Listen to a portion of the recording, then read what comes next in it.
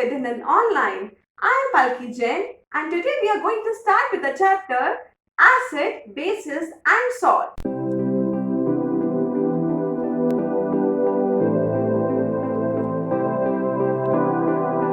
Actually, this chapter is the second chapter of your chemistry. Might be. As of now, this chapter seems to be new to you, but these terms are not.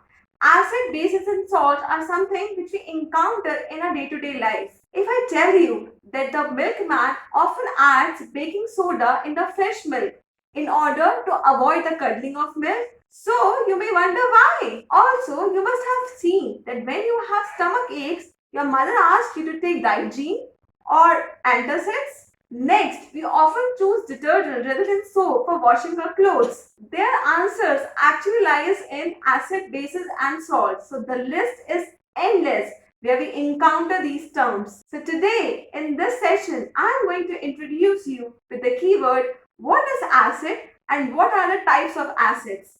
Then we are going to learn about bases and the types of bases. So let's start with that. So we will be covering this module acids and base. First of all, we will be studying about the Arrhenius definition of acid. So round about in 80s AD, there was Swedish chemist Arrhenius. He was actually studying the chemicals that could conduct electricity. In the meanwhile, he found that there are certain compounds which on dissolving in water dissociate into ions, and he also observed that these compounds which dissociate in water also conduct electricity. Therefore, these electricity conductive compounds were termed as Arrhenius acids.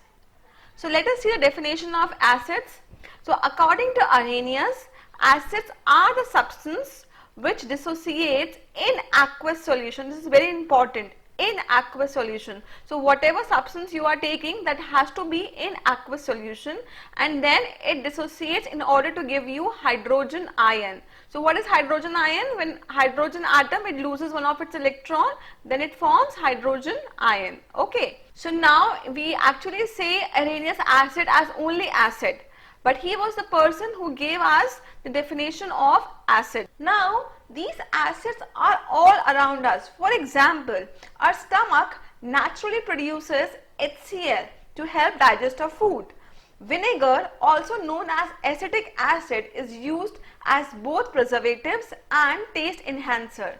Talking about carbonic acid, which is actually used in soda. Then we have sulfuric acid, which is used in car batteries, making fertilizers and also in cleaning products. Now let us study the chemical structure of these acids. So first is HCl in water. So we will understand what will happen when HCl is dissolved in water. We will also see whether it is going to be a strong acid or a weak acid.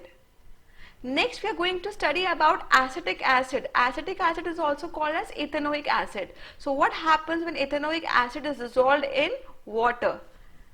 Next is carbonic acid. So what is carbonic acid? Carbon dioxide in water. So we are going to understand whether it is a strong acid or a weak acid. Now the sulfuric acid, we all know sulfuric acid is H2SO4. So what will happen when H2SO4 is dissolved in water, and whether it is going to be a weak acid or a strong acid. So let us see them one by one. So first of all, let us see what will happen when HCl is dissolved in water. So when HCl goes into the aqueous solution, so HCl plus water, it is H2O. So what will happen is this HCl will dissociate into ions. It will form H plus ion and Cl minus ion.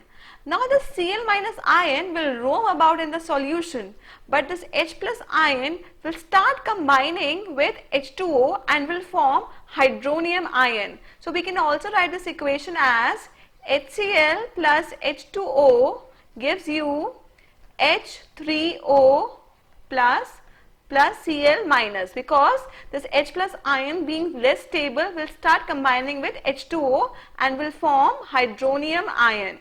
Now the question arises whether this HCl is a strong acid or a weak acid. Now let me tell you, this HCl completely dissociate into the solution. What do I mean by that? So say suppose you have taken 10 molecules of HCl. So all these 10 molecules will dissociate into its respective ion. So you will get 10 ion of H plus and 10 ion of chlorine. Okay, in the water you will not find any of the molecule of HCl which is not dissociated. Okay, therefore the strong acids, whenever they dissolved in water, have very high concentration of H plus ions, and that is why we say that they are strong acids. So we can say HCl is a strong acid. Now let us see the second equation. So what is the common name for acetic acid? It is vinegar, and its chemical name is ethanoic acid. So the formula for acetic acid is CH3COOH. So when it is dissolved in water, it dissociates into H plus ion and the acetate ion, which is CH3COO minus. Now this acetate ion is very less stable. That is why it starts combining with the H plus ion and forms the acetic acid. Okay, and that is why we would say it is a weak acid. Moreover, suppose you have taken 10 molecules of acetic acid. From these 10 molecules, only 5 molecules were dissociated and rest 5 molecules were not dissociated. So if you see here, there is only partial dissociation of molecules here. Moreover, the number of molecules which are getting dissociated are again combining and forming the acetic acid. That is why we would say that acetic acid is a weak acid, because it has partial dissociation of molecules, and thus we can say that there is less concentration of H plus ions in the solution. Now next we are going to study about what will happen when carbonic acid is dissolved in water. Now the carbonic acid is obtained when the carbon dioxide gas is mixed with water under high pressure. The formula for carbonic acid is H2CO3. Now when it reacts with water, then it dissociates into H plus ion and HCO3 minus ion, which is hydrogen carbonate ion. Now not all of the carbonic acid is dissociated into its respective ion. Moreover, since the hydrogen carbonate ion is unstable, so it quickly reacts with the H plus ion present in the solution in order to form carbonic acid again, and that is why we would say that the carbonic acid is a weak acid. Next we are going to study about sulfuric acid. So sulfuric acid, we all know the formula of sulfuric acid is H2SO4. Now when we will dissolve this in water, again it will dissociate into H plus ion and SO4 minus 2 ion. So here all of the sulfuric acid is dissociated into its respective ion, and that is why we would say there is complete dissociation of the molecules, and thus sulfuric acid is a very strong acid.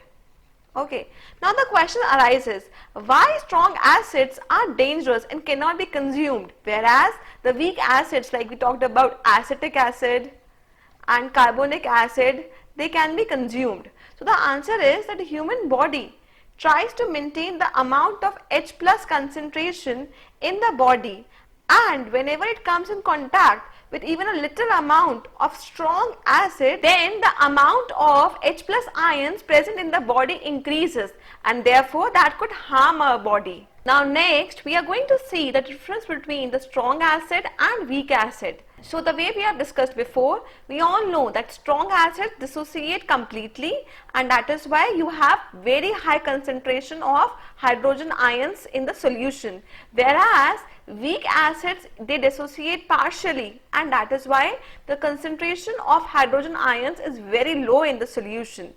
Now most of the mineral acids, what are mineral acids? The acids which are obtained from earth are mineral acids. So most of the mineral acids, which includes HCl, H2SO4 and nitric acids, are strong acid, whereas most of the organic acids like the citric acid which we obtain from lemon, lactic acid which we obtain from curd, oxalic acid which we obtain from tomatoes, and acetic acid which is actually vinegar are organic acids and can be consumed. Next, they react rapidly with other substances because they have large amount of H plus ions, whereas weak acids react very slowly with other substances.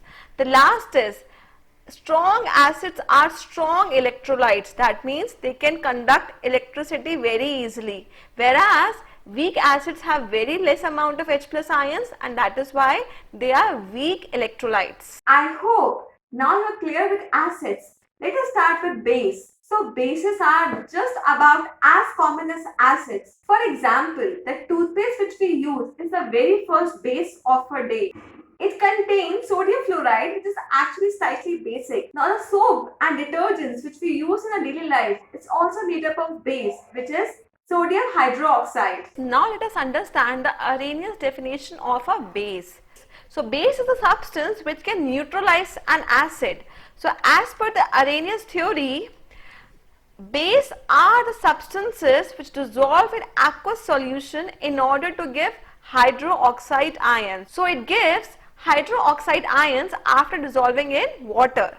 Now next is, most of the base do not dissolve in water, but some bases which dissolve in water are called alkalis, and actually these alkalis are something which we are going to study in a later chapter also.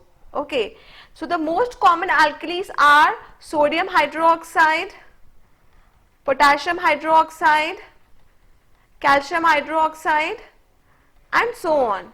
We'll see them in the later section. So now the question arises that how will we know that what are bases and what are acids? So let me tell you, this is the most important point. All the metal oxides, metal hydroxides, metal carbonates and metal bicarbonates, they are always considered as bases. For example, if I talk about metal oxide, so metal oxide could be calcium oxide. So here calcium is in metal. Talking about metal hydroxide, so again calcium hydroxide, this is also considered as a base. Now metal carbonate, so metal carbonate could be CaCO3, calcium carbonate, and metal bicarbonate, so bicarbonates could be NaHCO3. So these are for example, but here I am saying all the metal oxides, hydroxides, carbonates and bicarbonates are considered as bases. Now let us see Arrhenius base in detail. So in the first example, we are having sodium hydroxide in water. So sodium hydroxide is NaOH, and when it is dissolved in water, it ionizes and we have Na plus ion and OH minus ion. So if you can see here, we have hydroxide ion, and that is why we can say that sodium hydroxide is a base. Moreover, all the molecules of sodium hydroxide is dissociated into Na plus ion and OH minus ion, and that is why sodium hydroxide acts as a very strong base. Now next is magnesium hydroxide. Now tell me one thing, have you ever consumed this magnesium hydroxide? Yes, you may have. So whenever you have acidity in your stomach, you actually make use of the tablets or syrup of Digene. This is basically made up of magnesium hydroxide only. So since you are consuming it, that is why it is for sure that it has to be a weak base. Now let us see what happens when it is dissolved in water. So you have magnesium hydroxide. The formula for magnesium hydroxide is MgOH2. Now when it is dissolved in water, it again breaks down into its ions. So the ions are Mg plus 2 and OH minus ion. Okay, so since it is 2 here, so let me put 2 here in order to balance it. Now the molecules of magnesium hydroxide are not completely dissociated into magnesium ion and hydroxide ion, and that is why we have only small amount of OH minus ions in the solution, and thus the magnesium hydroxide is a weak base. Next, we are going to study about calcium hydroxide. So you have heard about this calcium hydroxide in chapter 1 also, in which we were talking about the manufacture of cement. Okay, so whenever you have quicklime in water, you have calcium hydroxide. Now the question is, what happens when calcium hydroxide is dissolved in water? So the formula of calcium hydroxide is CaOH2, and when it is dissolved in water, it ionizes into Ca plus 2 ion and OH minus ion. So since it is 2 here, let me put 2 here in order to balance it. Now again, this calcium hydroxide undergoes only partial dissociation. It means not all of the molecules dissociate into calcium ion and hydroxide ion, and that is why calcium hydroxide is a weak base. Now the last is ammonium hydroxide. The formula for ammonium hydroxide is NH4OH. Now when this NH4OH is dissolved in water, it ionizes again and form NH4 plus ion and hydroxide ion. Okay, now again this ammonium hydroxide is a weak base because only partial amount of molecules of ammonium hydroxide are dissociated into its respective ions. I hope that the terms acid and bases are very much clear to you now. Now in the next session, we are going to understand about the properties of acids. Till then, bye bye and take care of yourselves.